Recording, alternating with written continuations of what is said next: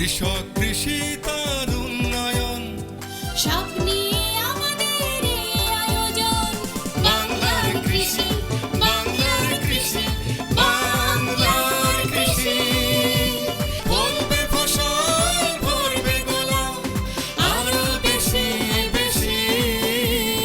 বাংলার কৃষি, বাংলার কৃষি, বাংলার কৃষি, বাংলার কৃষি, বাংলার কৃষি।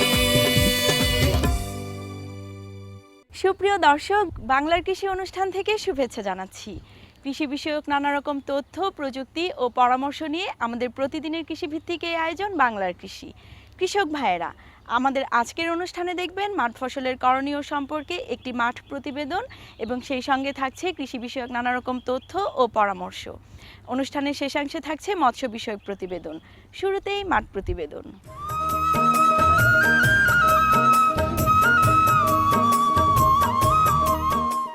ছাত্রা পোকা, মিলিবাগ ব্যাপক ভিত্তিক আক্রমণ পরিলক্ষিত হচ্ছে।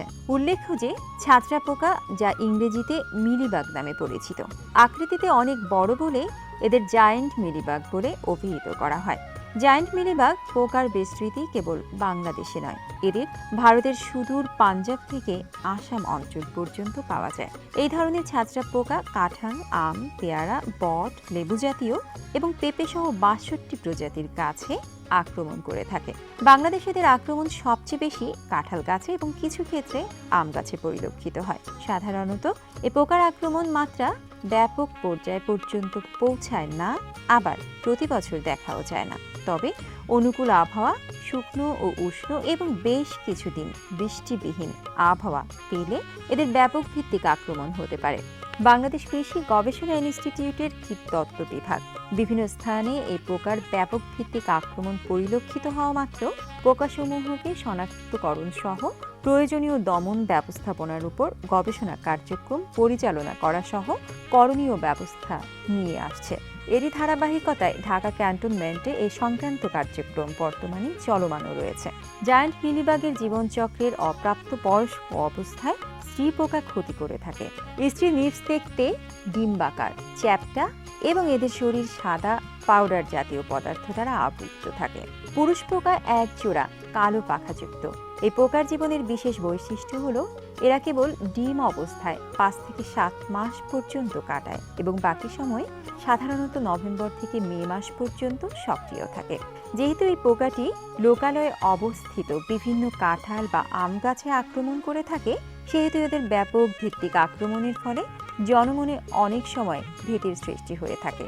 বিশেষত নভেম্বরের শেষ সপ্তাহ হতে ফেব্রুয়ারি মাস পর্যন্ত, যখন সদ্য ফোটা নিভস গাছ বেয়ে উপরে ওঠে অথবা ঘাস বা বাগানের ছোট ছোট গাছে ইতস্তত ঘোরাফেরা বা অবস্থান করে এবং পরবর্তীতে এপ্রিল মে মাসে স্ত্রী পোকাগুলো দলবদ্ধভাবে গাছ থেকে মাটিতে নেমে আসে, তখন এরা বিভিন্ন স্থানে ছড়িয়ে পড়ে।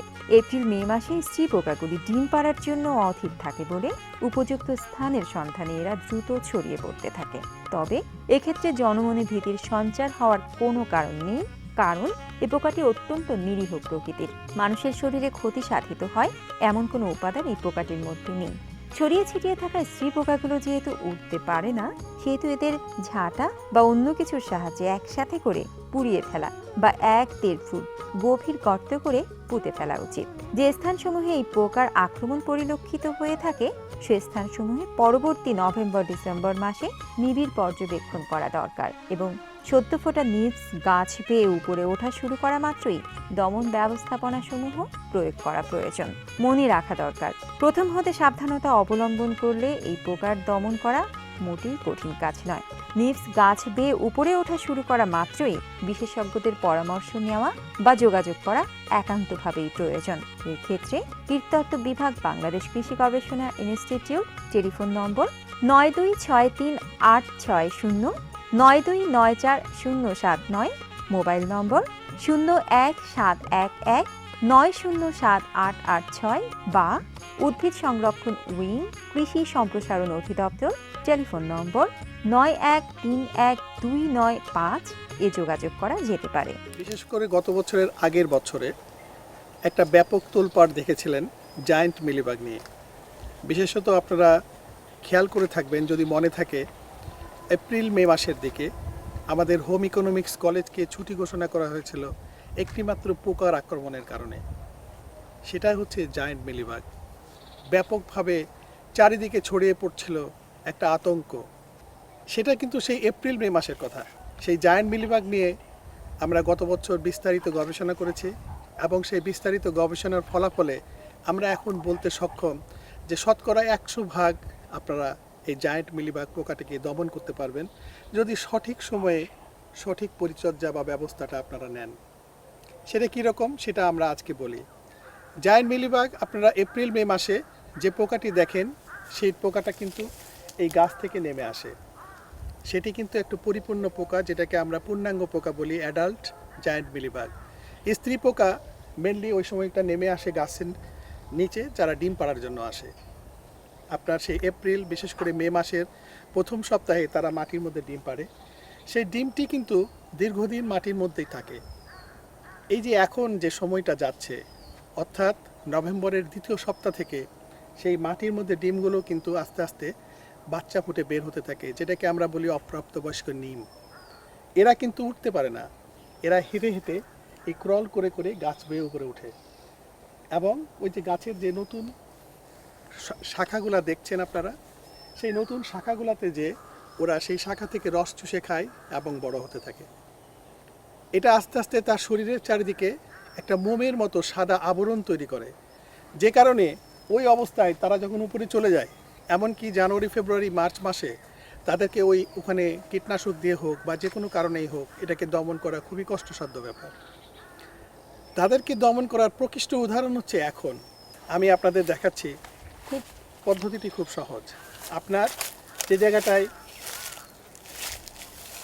যে সমস্ত গাছে আমাদের গত বছর আপনার পোকা লেগেছে, পোকার সেরকম হয়েছে, সেই সমস্ত গাছগুলোতে আপনারা ঠিক গাছের গোড়ার কাছে এইভাবে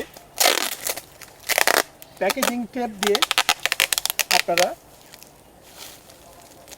এইভাবে ব্যান্ডিং করে দেবেন। এটাকে আমরা ব্যান্ডিং বলি।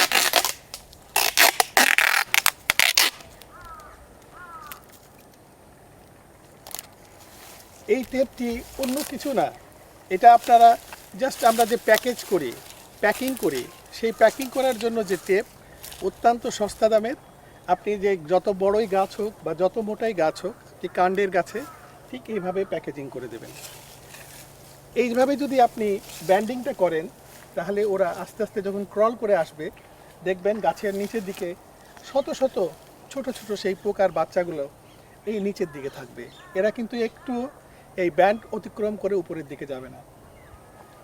আপনাকে নভেম্বরের শেষে অথবা ডিসেম্বরের প্রথম সপ্তাহে আরেকটি যে কাজটি করতে হবে, যে কোনো কন্ট্যাক্ট পেস্টিসাইড মানে স্পর্শ বিষ, বিশেষ করে কার্বারিল গ্রুপের বিষ দিয়ে আপনি জাস্ট এটাকে আপনারা কীটনাশকটা দিয়ে আপনাকে স্প্রে করে দেবেন গাছের গোড়ার দিকে। এইটুকু দুটো কাজ করলেই আপনারা শতভাগ এটাকে দমন করতে পারবেন।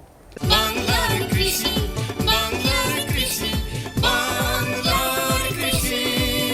শুধু দর্শক দেখছিলেন প্রতিদিনের কৃষিভিত্তিক অনুষ্ঠান বাংলার কৃষি। আপনাদের এই সময়ের করণীয় সম্পর্কে জানাতে আমাদের এই অনুষ্ঠান বাংলার কৃষি সঙ্গেই থাকুন। এখন দেখবেন মৎস্য বিষয়ক প্রতিবেদন।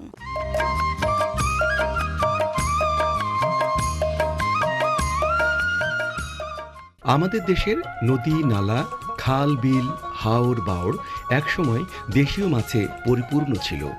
প্রাকৃতিক ও মানব সৃষ্ট নানাবিধ কারণে এসব দেশীয় মাছ আজ আর চাহিদা অনুযায়ী পাওয়া যাচ্ছে না।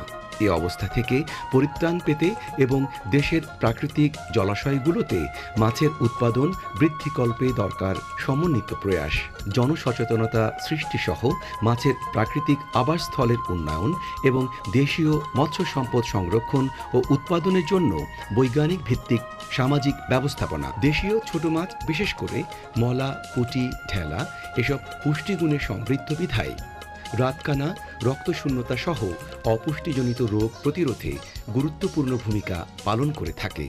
ছোট মাছের কাঁটা ও মাথার অংশে এবং মাংসপেশিতে প্রয়োজনীয় ক্যালসিয়াম, ফসফরাস ও জিঙ্ক থাকে, যা শিশুদের হাড় গঠনে খুবই প্রয়োজনীয়। বিশেষ করে মলা মাছের ক্যালসিয়াম দুধের সাথে তুলনীয়। গ্রামের মানুষ সহজে শাকসবজির সাথে ছোট মাছ রান্না করে পরিবারের সকলে মিলে খেয়ে পুষ্টির চাহিদা মেটাতে পারে। বাংলার কৃষি, বাংলার কৃষি, বাংলার কৃষি। শুধু দর্শক দেখছিলেন মৎস্য বিষয়ক প্রতিবেদন, সেই সঙ্গে শেষ করছি আমাদের আজকের অনুষ্ঠান বাংলার কৃষি। বাংলার কৃষি আগামীকাল একই সময়ে প্রচারিত হবে। কৃষক ভাইয়েরা, আমাদের এই অনুষ্ঠান সম্পর্কে আপনাদের পরামর্শ এবং মতামত আমাদের লিখে জানাতে পারেন। আমাদের লিখবার ঠিকানা প্রযোজক বাংলার কৃষি, কক্ষ নম্বর 222, বাংলাদেশ টেলিভিশন ভবন, রামপুরা, ঢাকা। আমাদের email address banglarkrishi@ais.gov.bt। Facebook ID বাংলার কৃষি।